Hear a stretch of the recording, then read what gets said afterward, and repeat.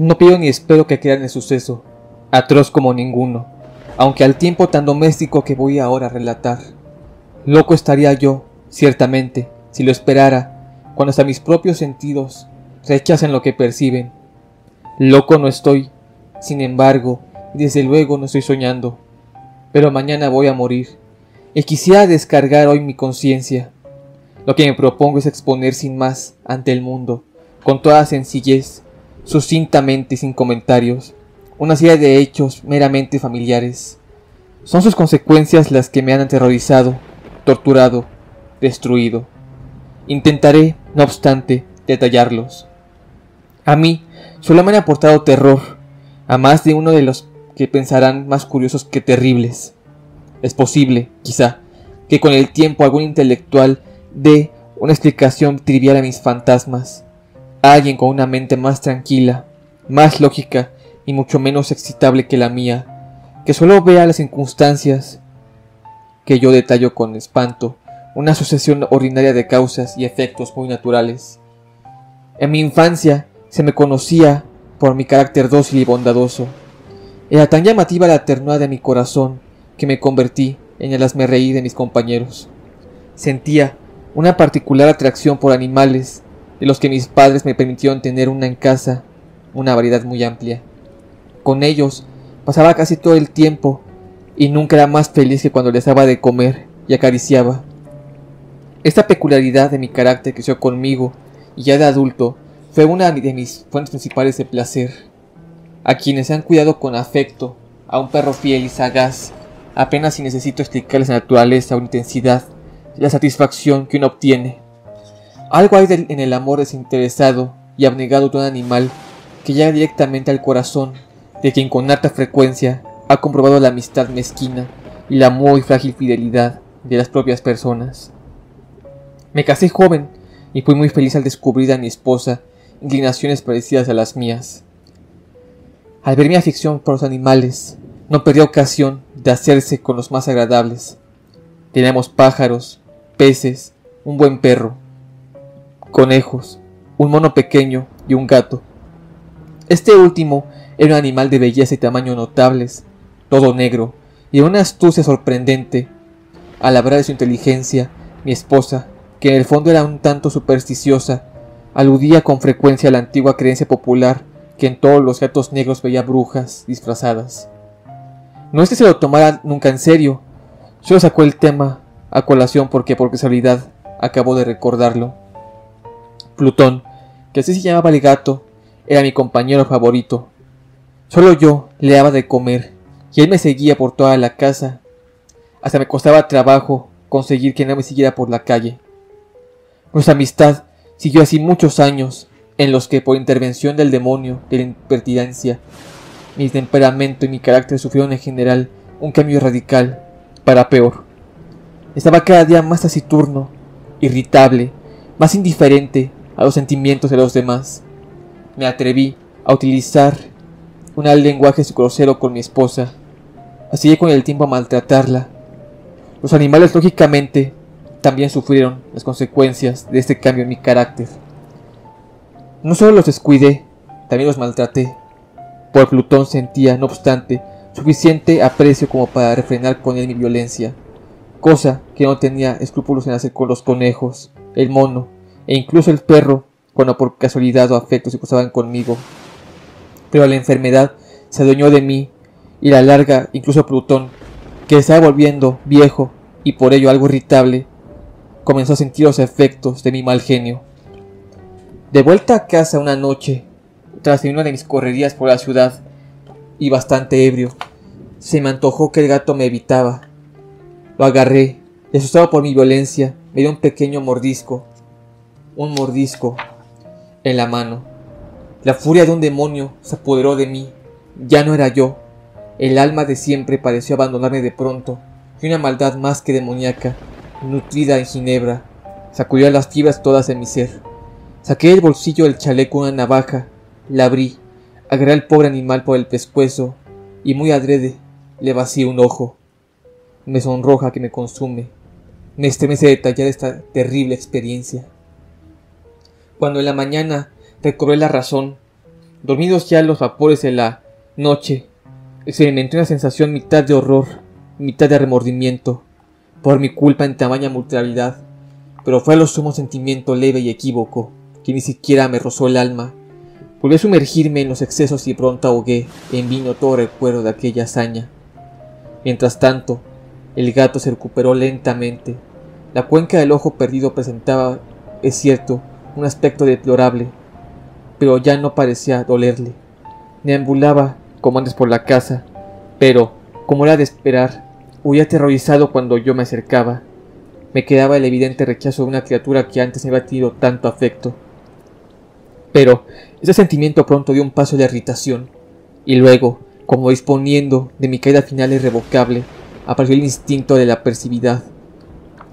La filosofía nos ocupa de este instinto, pero menos seguro estoy de la existencia de mi alma que el de la apercibilidad. Es uno de los impulsos primitivos del corazón humano, una de las facultades o sentimientos primarios e indivisibles que dirigen el carácter del hombre. ¿Quién nos ha encontrado cientos de veces cometiendo una acción vil o estúpida, sin más motivo que saber que no debe hacerla? ¿No estamos continuamente inclinados en pleno uso de razón a violar lo que constituye una ley por el mero hecho de ser la ley? El instinto, repito, acabo de hundirme. Fue este insondable anhelo del alma por vejarse a sí misma, por violentar su propia naturaleza, por hacer el mal, solo porque sí, lo que me impulsó a continuar y finalmente consumar el daño que había infligido al pobre animal. Una mañana, a sangre fría, deslicé un lazo alrededor del cuello y lo colgué en una rama de un árbol. Lo colgué con lágrimas en los ojos y con el más amargo de los remordimientos en el corazón. Lo colgué porque sabía que me había tenido afecto y porque sabía que nada me había ofendido. Lo colgué porque sabía que al hacerlo estaba cometiendo un pecado, un grave pecado. Quería peligrar mi alma inmortal hasta colocarla, si tal cosa fuera posible, más allá incluso del alcance de mi misericordia infinita de Dios. El mismo día que se cometió este hecho cruel, me despertaron por la noche unos gritos de fuego. Las cortinas de la cama estaban ardiendo, toda la casa estaba en llamas. Con mucha dificultad pudimos escapar de aquel infierno de mi mujer, un criado y yo. La destrucción fue total, todas mis posesiones quedaron devoradas, y a partir de entonces me resigné a la desesperación. Lejos de mi debilidad de querer establecer una secuencia de causa y efecto entre el desastre y mi atrocidad, pero estoy detallando una cadena de incidentes y no deseo dejar suelto ni siquiera una posible eslabón. Al día siguiente del incendio visité las ruinas. Las paredes, todas salvo una, se habían derrumbado. La excepción era un tabique no muy ancho que se alzaba en el centro de la casa, y contra él que se apoyaba la cabecera de mi cama. Casi todo el lugar había estado allí con la acción del fuego, lo que atribuí a que había sido recientemente devorado.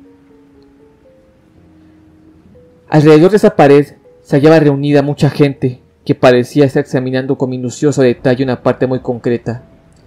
La expresión de "qué extraño", "qué curioso" y otras similares excitaba mi curiosidad. Me acerqué y vi cómo grabada bajo relieve bajo la superficie blanca la figura de un gato gigantesco. La imagen era una precisión verdaderamente asombrosa. El animal tenía una soga alrededor del cuello. Cuando vi por primera vez la aparición, mi asombro y terror no tuvieron límites, pero al cabo la sensatez acudió en mi ayuda. El gato, recordé, quedó colgando en un jardín adyacente a la casa. A los gritos de fuego la gente había invadido inmediatamente el jardín.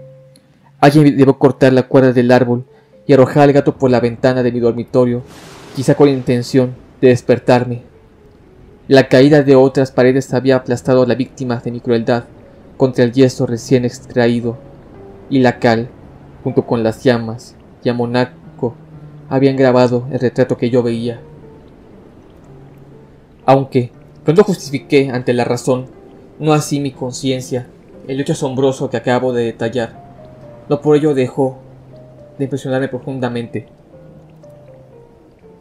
Durante meses fui incapaz de librarme del fantasma del gato, y durante este tiempo se reinstaló en mi espíritu un cierto regusto que parecía remordimiento, aunque no lo era. Llegué incluso a lamentar la pérdida del animal y a buscar por los antros de perdición que ahora frecuentaba otro gato de la misma especie y parecido a él que lo sustituyera. Una noche estaba yo sentado, medio ebrio, en un tugurio más que infame, cuando de pronto me llamó la atención un objeto negro en lo alto de uno de los enormes barriles de ginebra o de ron que constituían casi todo el mobiliario del lugar. Llevaba unos minutos contemplando el tonel y lo que entonces me sorprendió fue uno no haber reparado en aquel objeto. Me acerqué y lo toqué. Era un gato negro, muy grande, tan grande como Plutón, y muy parecido a él, todo, salvo en un detalle. Plutón no tenía todo el cuerpo ni un solo pelo blanco. Este gato, sin embargo, tenía una gran mancha blanca, aunque imprecisa, que le cubría casi todo el pecho. Al tocarlo, se levantó de inmediato con un fuerte ronroneo, se frotó contra mi mano, y pareció encantado con mi atención. Esta era, pues, la mismísima criatura que yo estaba buscando. Al momento le propuse al tabernero comprárselo, pero me dijo que no era suyo, que no sabía nada, que nunca antes lo había visto. Seguí acariciándolo, y cuando ya me iba a marchar, el animal se mostró dispuesto a acompañarme. Le dije que lo hiciera, y de camino me inclinaba de vez en cuando para acariciarlo. Cuando llegué a casa, se acostumbró enseguida, y muy pronto se ganó todo el fervor de mi esposa. Por mi parte, no tardé en sentir un incipiente desagrado hacia él. Era justo lo contrario de lo que había imaginado. Ignoro cómo o por qué su evidente afecto más bien me molestaba y enojaba. Poco a poco, esos sentimientos de disgusto y enojo alcanzaron la amargura del odio. Evitaba a la criatura. Ciertos sentimientos de vergüenza y el recuerdo de mi anterior crueldad impedían que lo maltratara. Durante semanas no lo golpeé ni lo maltraté en modo alguno, pero gradualmente, muy gradualmente, llegué a mirar el animal con una aversión indecible y a oír en silencio de su odiosa presencia como del olor al peste.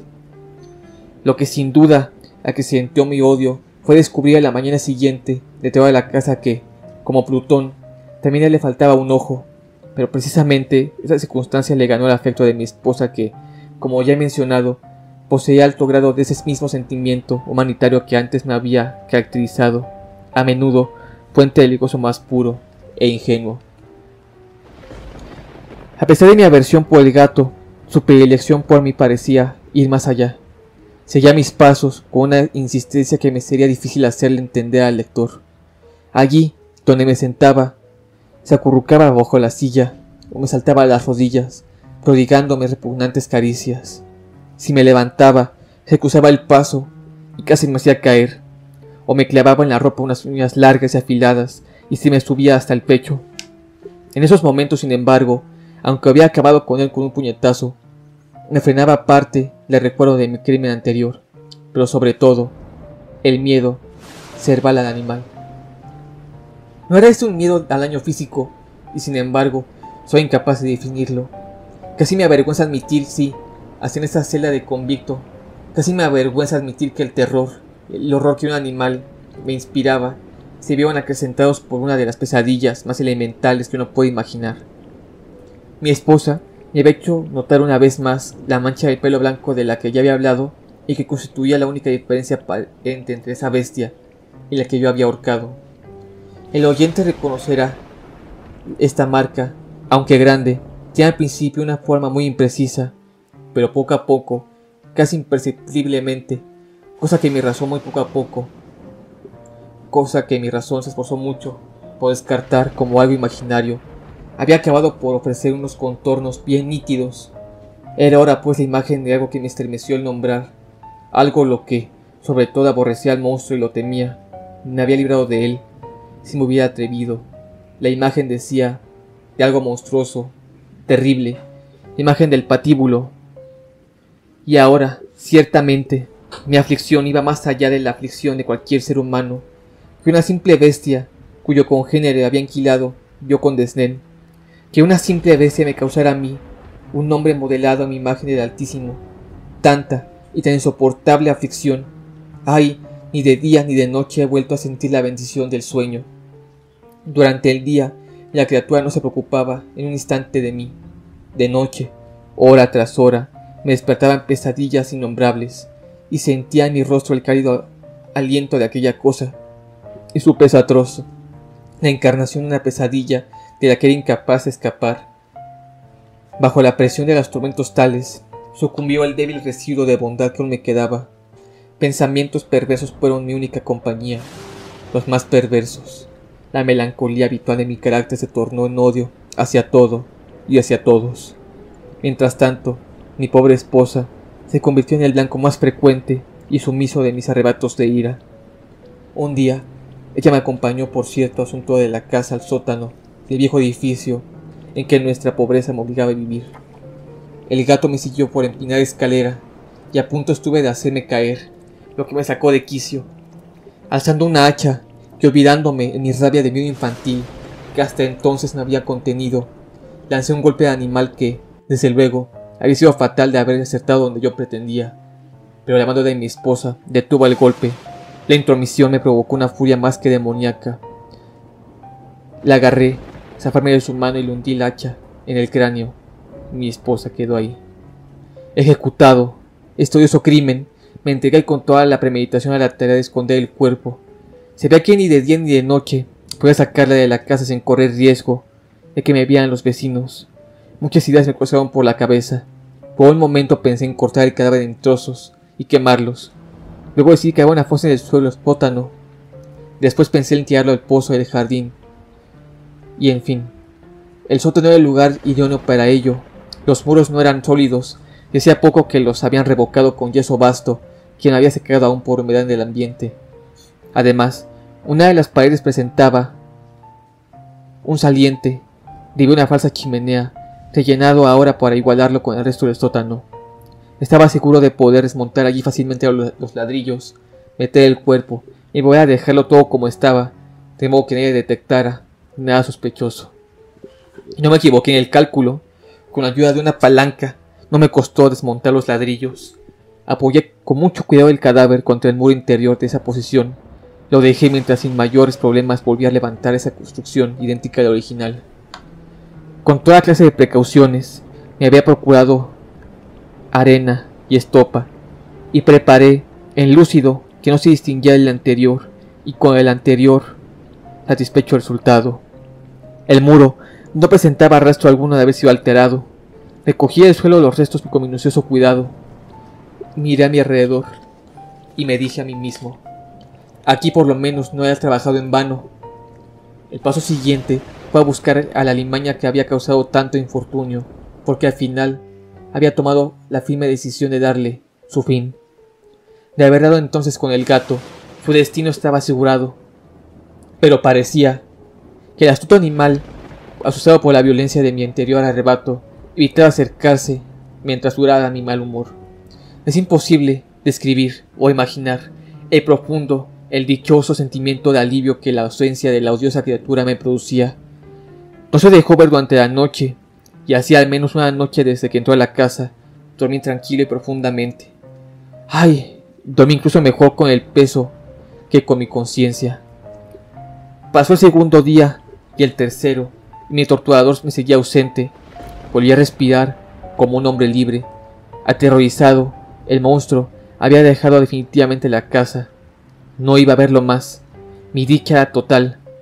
Poco me demordía la negrura de mi crimen. Hubo preguntas que fueron al punto contestadas. Se organizó incluso una búsqueda que por supuesto fue infructuosa, que daba por segura mi felicidad futura. Después de 4 días del crimen, la policía vino inesperadamente a la casa y volvió a registrarla minuciosamente, pero seguro, como estaba de la posibilidad de la que dieran con el escondrijo, no me sentí para nada desconcertado. La policía me pidió que les acompañara en el registro. Miraron hasta debajo de las piedras. Al cabo, bajó al sótano por tercera o cuarta vez. No moví un solo músculo. El corazón me latía, pausando como el de quien duerme inconscientemente. Paseaba de un lado a otro por el sótano. Crucé los brazos mientras me movía con naturalidad. La policía quedó totalmente satisfecha y ya se disponía a salir. La euforia de mi corazón era tal que no podía refrenarla. Ardía en deseos de decir al menos una palabra como muestra de triunfo en convencerles doblemente de mi inocencia. Señores, dije al fin, me alegro de haber dispuesto sus dudas. Espero que les vaya bien y que sean algo más corteses. A propósito, señores, esta es una casa sólida. Diría que es una casa muy sólida. Estos muros se van ya. Esos muros están bien construidos. En ese momento de delirio y de jactancia, tiré repetidos golpes con un bastón que tenía con la mano en el mismo lugar donde la pared que escondía el cadáver de mi esposa. Que Dios me proteja y me libre de las voces de Satanás. No se había apagado aún el eco de mis golpes cuando una voz me contestó desde la tumba. Un gemido, al principio sordo y entrecortado como el llanto de un niño, que al poco se tornó fuerte y sosteniendo un grito continuo, de todo punto inhumano y anómalo. Un aullido, un alarido plañidero, medio de horror y medio de triunfo, como solo en el infierno podía salir de horror, de las gargantas agónicas de los condenados y de los demonios que en esa condena se regocijan. No tiene sentido que hable ahora de lo que ya pasó. Aturdido, me tambaleé hacia el mero opuesto, de puro terror y asombro. El grupo que subía se quedó paralizado en un instante, pero al momento siguiente, una docena de brazos robustos picaban ya la pared, se derrumbó entera. A la vista de los presentes, apareció el cuerpo, todavía de pie, sanguinolento y en avanzado estado de descomposición. Sobre su cabeza, abierta la boca roja, el solitario ojo de fuego, se sentaba la terrible bestia cuyas artimañas me hacían introducido al asesinato y cuya voz delatora me castigaba, y ahora era el verdugo. Yo mismo había emparedado al monstruoso en aquella sepultura, aquel gato negro.